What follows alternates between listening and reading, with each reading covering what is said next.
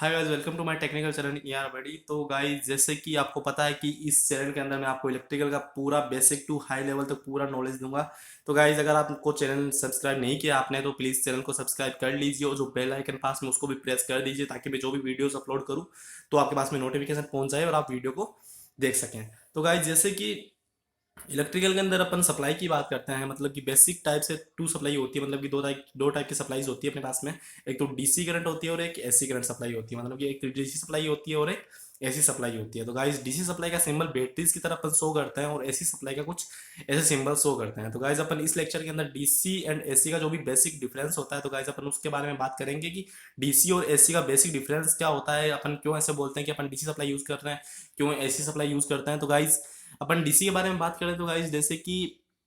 Direct current, मतलब कि DC की बात करें तो डायरेक्ट सप्लाई, डायरेक्ट करंट मतलब कि जो अपनी सप्लाई होगी वो डायरेक्ट चलेगी, मतलब कि कोई भी चेंज नहीं होगा उसमें, वो टाइम के साथ में कांस्टेंट रहती है। डीसी की जो मेन बात होती है वो गाइस वो ये होता है कि जो डीसी सप्लाई होती है वो टाइम के साथ में कांस्टेंट रहती है। अगर 4 एम्पियर सप्लाई आ रही है तो अपनी, तो वो कांस्टेंट रहेगी टाइम के साथ में, मतलब कि वो जैसे जैसे टाइम बढ़ेगा तो सप्लाई की आएगी हर टाइम पे क्या रहेगी, सप्लाई सेम चलेगी। मतलब कि 4 एम्पियर यहाँ पे भी 4 एम्पियर रहेगी, टाइम आगे बढ़ने में भी वो 4 एम्पियर रहेगी, थोड़ा और आगे बढ़ने में भी वो 4 एम्पियर ही रहेगी, मतलब कि टाइम के साथ में कांस्टेंट रहती है अपनी सप्लाई। तो डीसी का मेन यही होता है कि इसकी डायरेक्शन चेंज नहीं होती है कोई भी टाइम पे, इसकी डायरेक्शन किसी भी टाइम पे चेंज नहीं होती है, इसकी जो वैल्यू होती है वो फिक्स होती है, मतलब कि 3 एम्पियर है तो वो 3 एम्पियर ही चलेगी पूरे सर्किट के अंदर, पूरे टाइम के अंदर। और जो इसकी टाइम की जो वैल्यू होती है वो क्या होती है, फिक्स वैल्यू चलती है। मतलब कि फ्रीक्वेंसी अगर जीरो होने पर क्या होता है कि जैसे कि डीसी के अंदर फ्रीक्वेंसी की बात करें, अपन डीसी के अंदर फ्रीक्वेंसी की बात करें तो फ्रीक्वेंसी डीसी में क्या होती है, जीरो होती है। यही मेन पार्ट होता है कि इसका, यही मेन कारण होता है, मेन रीजन यही होता है कि डीसी की फ्रीक्वेंसी जीरो होने के कारण क्या होता है, उसकी उसमें पल्सेटिंग बिल्कुल भी नहीं होता, उसमें पल्स बिल्कुल भी नहीं होती, तो इसकी डायरेक्शन प्लस माइनस नहीं हो सकती, इसके साइकिल्स होते हैं वो भी चेंज नहीं हो सकते। जो अपनी डायरेक्शन होती है वो प्लस से तो प्लस ही चलेगी, क्योंकि इसके अंदर फ्रीक्वेंसी डीसी में क्या रहती है, जीरो रहती है। फ्रीक्वेंसी चेंज नहीं होने के कारण क्या होता है, अपनी करंट की जो डायरेक्शन है वो भी चेंज नहीं होती है, वो टाइम के साथ में कांस्टेंट चलती है। तो प्योर डीसी की बात करें तो अपन, प्योर डीसी की अगर बात करें तो प्योर डीसी के अंदर क्या होता है कि जो अपनी जो डायरेक्शन में जो करंट सप्लाई आ रही है, जो वोल्टेज की सप्लाई आ रही है वो क्या होती है, टाइम के साथ में एकदम, अगर 4 एम्पियर करंट आ रही है तो वो ऑल टाइम, जो किसी भी टाइम में सर्किट में क्या होगी, वो 4 एम्पियर ही रहेगी। टाइम को अपन बढ़ाते चलेंगे तो अपनी जो करंट होती है वो कांस्टेंट, जो अपनी सप्लाई होती है वो भी कांस्टेंट चलेगी, मगर टाइम को अपन कितना भी बढ़ा देंगे लेकिन जो सप्लाई आने वाली वो 4 एम्पियर ही चलेगी, ना वो 3.9 एम्पियर चलेगी, ना वो 2.9 चलेगी, ना वो 3.5 चलेगी, वो 4 एम्पियर है तो 4 एम्पियर ही चलेगी प्योर डीसी के अंदर, उसकी वैल्यू चेंज नहीं हो सकती। और वेरिंग डीसी की अगर बात करें तो, पल्सेटिंग डीसी की बात करें तो क्या होता है, तो वेरिंग डीसी में क्या होता है गाइस कि वेरिंग डीसी के अंदर क्या होता है कि जो अपनी वैल्यू जो आने वाली है वो कोई टाइम पे मगर 4 एम्पियर आ रही है तो वो कभी तो 3.9 एम्पियर पहुंच जाएगी, और कभी वो 4.1 एम्पियर पहुंच जाएगी, कभी वो 3.5 एम्पियर पहुंच जाएगी। मतलब ये कि उसकी जो वेरिंग डीसी के अंदर जो उसकी वैल्यू होगी डीसी की, तो उसकी डायरेक्शन तो चेंज नहीं होगी, लेकिन जो उसकी जो वैल्यू होगी, अगर 4 एम्पियर आ रही तो वो कोई टाइम पे 3.5 एम्पियर पहुंचेगी, कोई टाइम पर 4.9 पहुंचेगी, कोई कोई टाइम पर 4.1 पहुंचेगी, कोई टाइम पे 3.5 पहुंचेगी। मतलब कि वेरिंग होती रहेगी, उसकी जो वैल्यू है वो चेंज होती रहेगी, लेकिन उसकी डायरेक्शन चेंज नहीं होगी वेरिंग डीसी के अंदर। तो गाइस, अगर पल्सेटिंग डीसी की बात करें तो पल्सेटिंग डीसी में ये होता है कि इसकी डायरेक्शन, इसकी जो डायरेक्शन होती है वो चेंज नहीं होती, लेकिन जो उसकी वैल्यू होती है, जो सप्लाई आने वाली 4 एम्पियर जो अपने पास में सप्लाई आ रही है वो क्या होती है, वो 1 एम्पियर, 2 एम्पियर, 3 एम्पियर, और अपनी मैक्सिमम वैल्यू मतलब कि 4 एम्पियर तक पहुंचने के बाद में वापस वो तीन चार तीन दो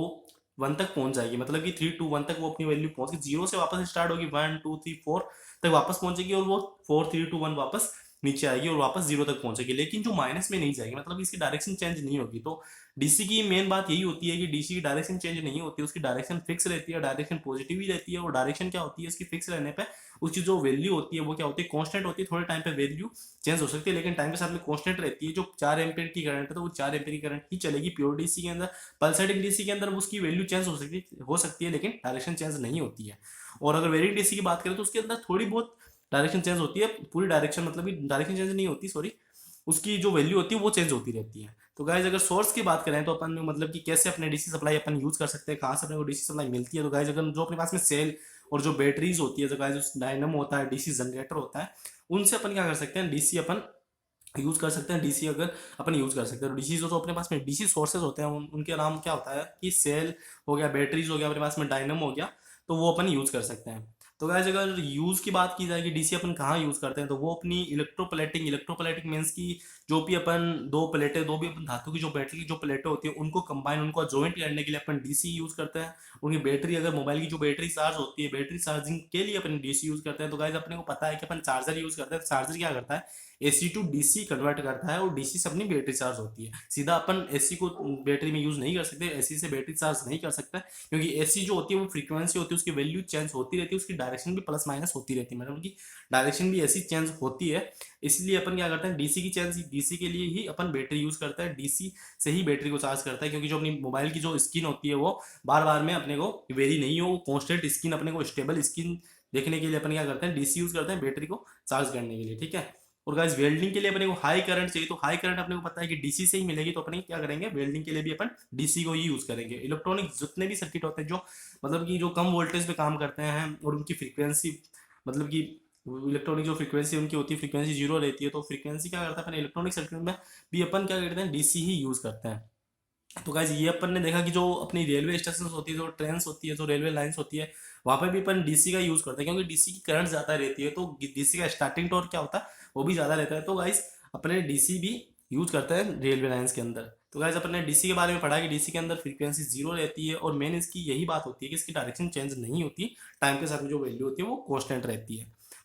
तो गाइज अपन ने अब एसी के बारे में पढ़ेंगे कि एसी कैसे वर्क करती है और एसी की क्या प्रॉपर्टीज होती है। तो गाइस जैसे कि एसी की बात करते हैं, तो एसी की फुल फॉर्म क्या होती है, एसी का मतलब कि अल्टरनेटिंग करंट, मतलब कि एक के बाद अल्टरनेटिंग का मतलब क्या होता है कि वैल्यू है जो तुम्हारी प्लस से लेके पॉजिटिव, प्लस से लेके माइनस तक चेंज होगी, पॉजिटिव टू नेगेटिव पूरा साइकिल कंप्लीट होगा एसी के अंदर। और इसकी फ्रीक्वेंसी क्या होती है, फ्रीक्वेंसी गाइस इंडिया के अंदर इसकी फ्रीक्वेंसी क्या होती है, 50 हर्ट्ज है, अभी तक यूज कर रहे हैं। और जो अदर कंट्रीज होती है वहाँ पे इसकी फ्रीक्वेंसी क्या यूज हो रही है, 60 हर्ट्ज फ्रीक्वेंसी यूज हो रही है। इंडिया के अंदर 50 हर्ट्ज हो रही है, और जो अदर कंट्रीज होती है वहाँ पे 60 हर्ट्ज फ्रीक्वेंसी यूज हो रही है। तो गाइस अगर अपन एसी की बात करें तो इसमें तीन चार टाइप्स की वेव्स होती है, मतलब कि तीन चार टाइप्स की वेव चलती है। तो गाइस अगर साइन वेव की बात करें तो साइन वेव कैसी होती है, इस टाइप्स की साइन वेव चलती है, मतलब इसका पूरा साइकिल यहाँ कंप्लीट हो जाएगा, मतलब कि जीरो यहाँ पे जीरो, फिर एक बार प्लस पीक पे गया, मतलब कि प्लस वैल्यू पॉजिटिव जो वैल्यू थी पॉजिटिव हाई वैल्यू पे गया, फिर नेगेटिव की हाई वैल्यू पे आया।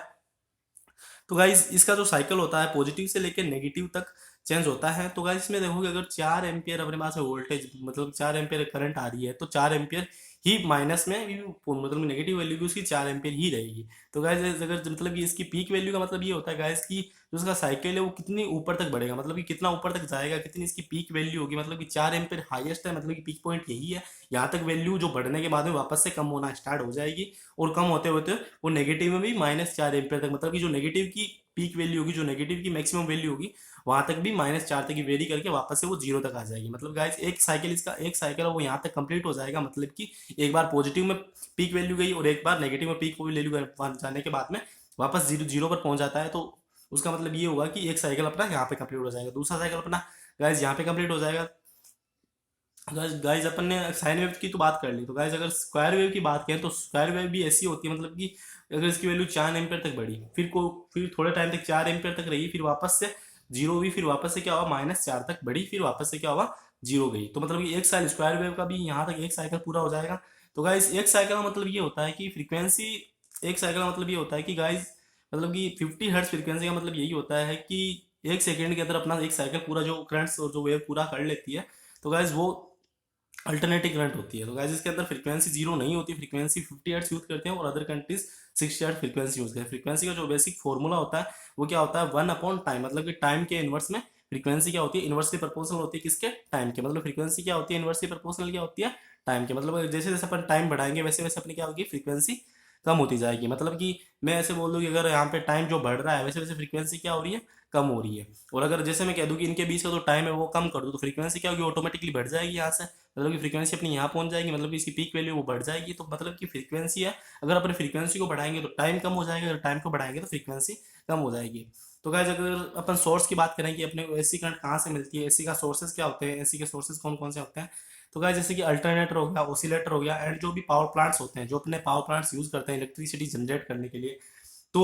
वो भी गाइस अपन एसी ही जनरेट करते हैं, डीसी अपन जनरेट नहीं कर सकते, उसमें टरबाइन लगा होता है, उसके कारण अपन एसी को जनरेट करते हैं। तो गाइस अगर पेरियोडिक टाइम की बात की जाए, मतलब कि पीक वैल्यू की टाइम की बात की जाए, पेरियोडिक टाइम की बात की जाए, तो पेरियोडिक टाइम क्या होता है, जो समय अंतराल होता है एसी का वो क्या होता है। तो गाइस एसी सप्लाई को एक चक्कर पूरा करने के अंदर लगा जो समय होता है उसका टाइम क्या होता है, पीरियोडिक टाइम कहलाता है। मतलब कि मैंने कहा था कि आपको मतलब कि एक एक साइकिल जो पूरा हो जाएगा, एक एक चक्कर जो उसका पूरा होएगा, इसको जितना टाइम लगेगा वो उसका हो जाएगा पीरियोडिक टाइम हो जाएगा। मतलब इसका क्या हो जाएगा, इसका समय अंतराल हो जाएगा।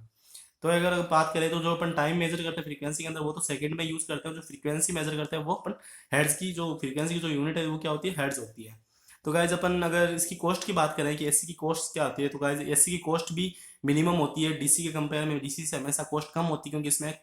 कंपोनेंट्स जो भी इक्विपमेंट्स होते हैं वो अपन कम यूज करते हैं, अपने को इसको कन्वर्ट करने की जरूरत नहीं रहती है, अपन इसको सीधा ही जनरेट करके आगे ट्रांसमिट कर सकते हैं। लेकिन डीसी को यूज करने के लिए अपने को एसी टू डीसी कन्वर्ट करना पड़ेगा, उसके लिए अपने को अदर इक्विपमेंट भी यूज करने पड़ेंगे। गाइस इसका जो ट्रांसमिशन है वो भी अपन इजीली कर सकते हैं। अपने को केवल एक कंडक्टर की आवश्यकता होती है कि अपन कंडक्टर यूज करके इसका पर इजीली इसका ट्रांसमिट कर सकते हैं। गाइस इसमें लेस मेंटेनेंस भी इसका लेस होता है। मतलब कि अगर अपने को मेंटेनेंस रखनी है अच्छी इसकी, तो अपन को क्या करना पड़ेगा, इसको मेंटेनेंस भी अच्छी यूज होगी क्योंकि इसके अंदर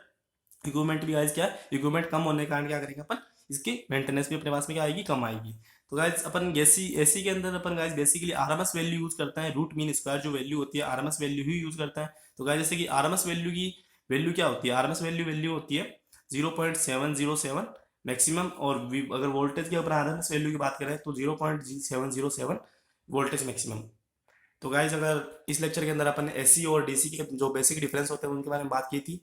तो गाइज अगर आपको ये लेक्चर पसंद आया तो प्लीज़ अपन लाइक जरूर करना और शेयर भी जरूर करना, जिसको भी इसकी ज़रूरत है, जो भी अगर आईटीआई जो भी बीटेक और जो भी डिप्लोमा कर रहे हैं उनके लिए ये बहुत ज़्यादा हेल्पफुल है। और भी जो अदर कम्पिटेटिव एग्जाम होते हैं जैसे कि एसएससी जेई हुआ, आरआरबी जेई हुआ, स्टेट जेई भी जो भी वैकेंसी आ रखी है उसके लिए भी ये काफ़ी हेल्पफुल हो सकता है। तो गाइज अपन ने इस लेक्चर के अंदर बेसिक जो एसी और डीसी का डिफरेंस होता है उनके बारे में बात की है।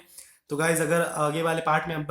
अपन जो भी एसी का जो भी मतलब कि अपन इस लेक्चर के बारे में पूरी बात करेंगे, इसके बारे में पूरी एसी और डीसी का आगे भी अपन लेक्चर रखेंगे क्योंकि अपन ये चैप्टर थोड़ा बड़ा है तो इसको समझाने के लिए अपने को 2-3 लेक्चर लगेंगे। तो गाइज अगर आपको लेक्चर पसंद आया हो तो आप जरूर लाइक करना, शेयर जरूर करना। Thank you.